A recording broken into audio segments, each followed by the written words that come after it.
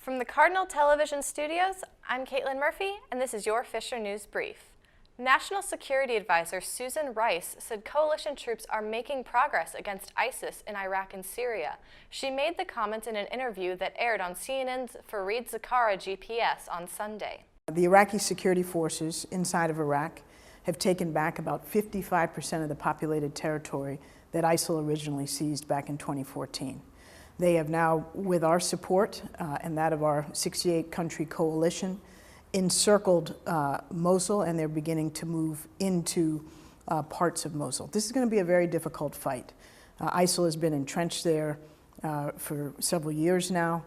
They've built up very significant defenses. And so we can't expect that to be quick and easy, but I believe that in due time that will succeed, and we are working very assiduously to support the Iraqi security forces as they do that. Rice also said coalition troops have started isolating and ultimately seizing the group's de facto capital of Raqqa, Syria. The death of former Cuban leader Fidel Castros stirred up mixed emotions as U.S. lawmakers weigh in on Castro's regime and the future of the island nation. Melissa Rainey reports. As Cuba observes a 9-day mourning period, mixed reactions surrounding the death of Fidel Castro is still pouring in. My note just is a simple note that's thanking Fidel for his sacrifice that he made. For my family who all came over here, who suffered, so I was pretty ecstatic when I heard this morning. American politicians also reacted to Castro's death, including President Obama, who was criticized for offering his condolences. Senator Bernie Sanders said he would have done the same. China, we've had relations with brutal dictatorships all over the world. The goal right now is to see that we can improve our relationships with the people of Cuba. Senator Marco Rubio, a Cuban American, tweeted the president's statement was pathetic. Barack Obama is the president of the most powerful country in the world.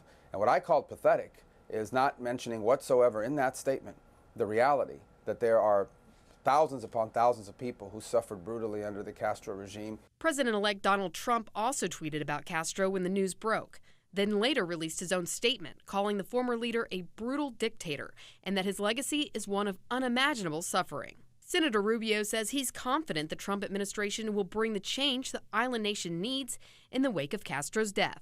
Our goal is the national security and national interest of the United States, and as part of that, to do everything possible through our foreign policy towards Cuba to incentivize and pave the way for the move towards democracy. I'm Melissa Rainey reporting. President-elect Donald Trump has continued his criticism of Hillary Clinton's decision to back an attempt to force election recounts in 3 states, saying without offering evidence he won the popular vote, in which he is more than 2 million ballots behind Clinton, if you, quote, deduct the millions of people who voted illegally.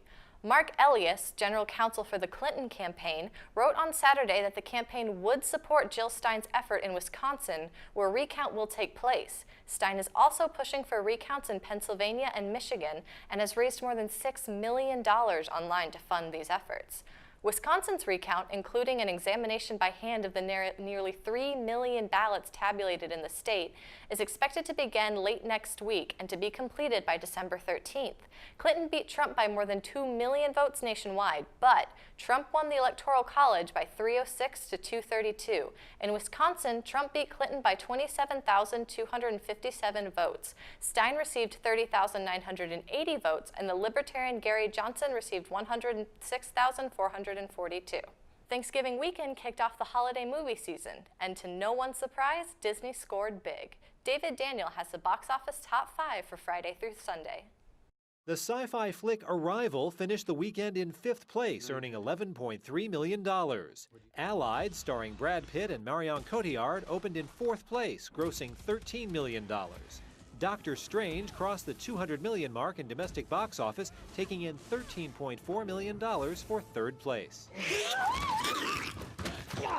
Fantastic Beasts and Where to Find Them had a strong second weekend with $45.1 million, but that was only good enough for 2nd place. Maui, out! No! Stop! Hey! You have to put back the heart! Disney's latest animated adventure, Moana, sailed to victory in its opening weekend, earning $55.5 million. In Hollywood, I'm David Daniel. And that's all the news we have today. I'm Caitlin Murphy, and once again, this is your Fisher News Brief.